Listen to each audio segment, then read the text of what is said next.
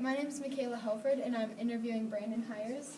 He has gone to Palestine and interviewed some of the Palestinian refugees who were in a refugee camp. Hi Brandon. Hi. So, what is it like living in a refugee camp? Well, the life there, basically the way they put it is their life is meaningless. They have no rights, no freedom. They're treated like criminals. They're so low that they're not even allowed to have a license.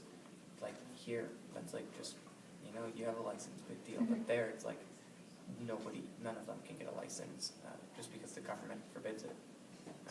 And because of that, they're not able to drive anywhere. They can't have a car, and they're forced to walk everywhere. And it's tough.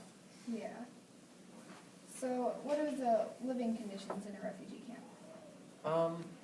Their houses are made of very simple materials.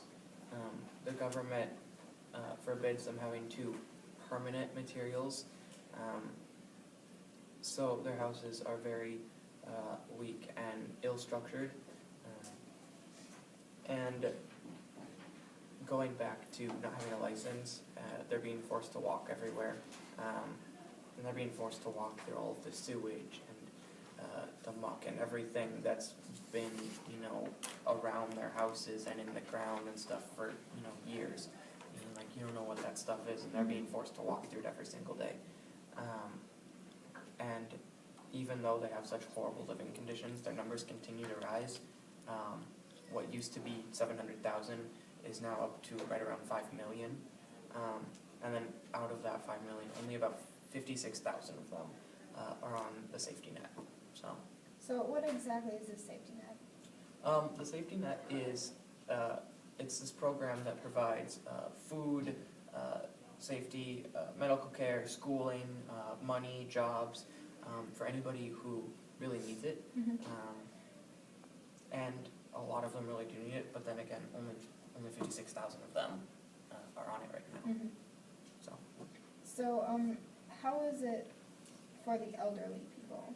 What is it like there for them? The elderly people, most of them are on the safety net because they're old.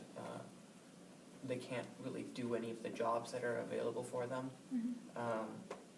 And most of them will have some sort of injury. A lot of them have back injuries, so they have to use canes. But then when they're using the canes, a lot of times they get scars on their hands because they're so dependent on the canes. When I was in Palestine, I didn't interview, I was with this family, and the little boy, he was talking about his grandparents, and he was talking about how his grandfather was blind, and neither his grandfather or his grandmother could go anywhere because of all of the injuries they had. So basically they were forced to sit at home all day, like on the ground, because their housing again is just so poor that their floor is literally like the clay on the ground. So for the people that aren't on the safety net, what do they do for a living? Anybody who can will accept any job that they can get. Most of them are really low paid jobs because of their living conditions and the way they are. They get denied of normal professions, so there's really not much they can do. There's very little that they can do, and sometimes, a lot of times, they go weeks, maybe months without being paid, and they have it's a really big struggle just to survive and get enough food for the family and continue with everyday life.